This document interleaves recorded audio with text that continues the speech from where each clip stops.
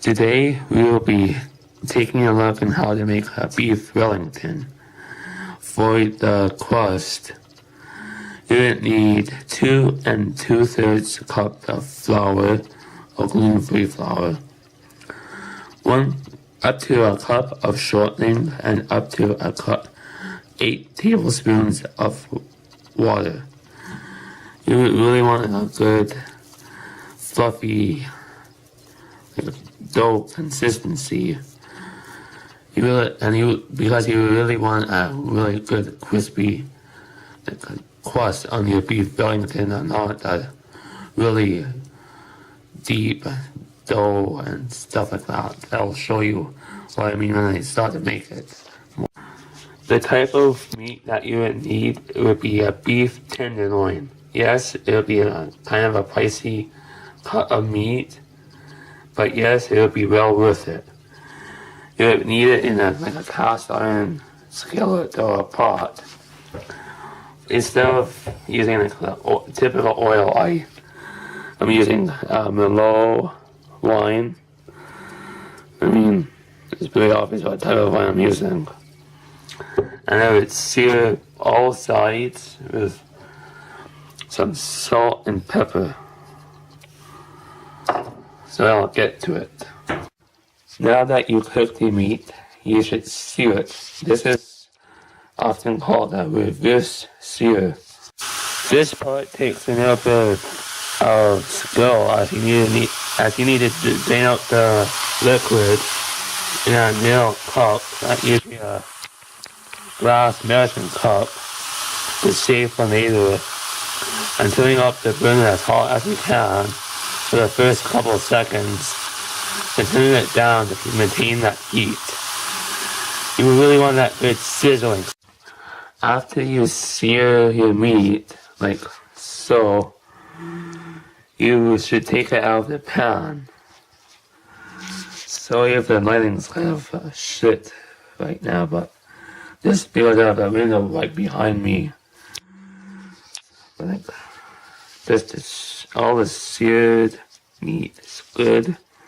That's what you need to get to your pork tenderloin.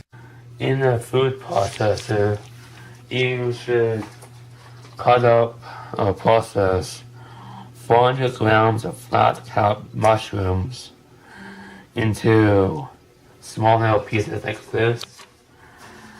In the same pot, put back the liquid that you poured out in a little cup, and put these in here to let them fry up just for a few minutes. Now that your mushrooms have cooked and soaked up some of the liquid from the pan, you'll put roughly a tablespoon of mustard on each side of your tenderloin, and spread it all around like this. You'll take some of your mushroom mixture and try to spread it all out evenly, all along like this. And just try to cover it as best as you can. The next thing after you do your mushrooms and your mustard is to put your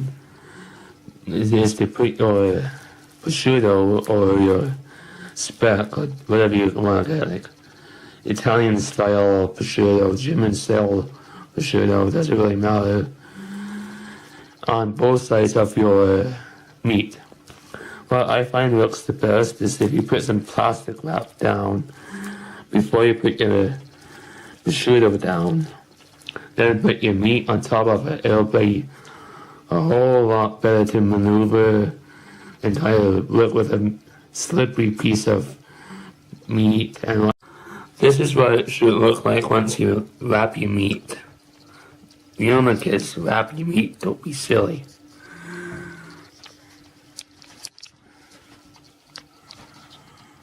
Yeah, look at this food porn, alright. This is where your plastic wrap comes in to help move it to your plate to chill it for a few minutes, roughly 15 minutes, Then you roll out your dough.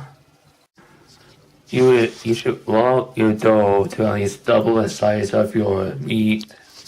This is pretty much how big it is. It's like 9, 18, at least a good 25 inches long and a good 9, 18 inches wide. At least for my piece of meat.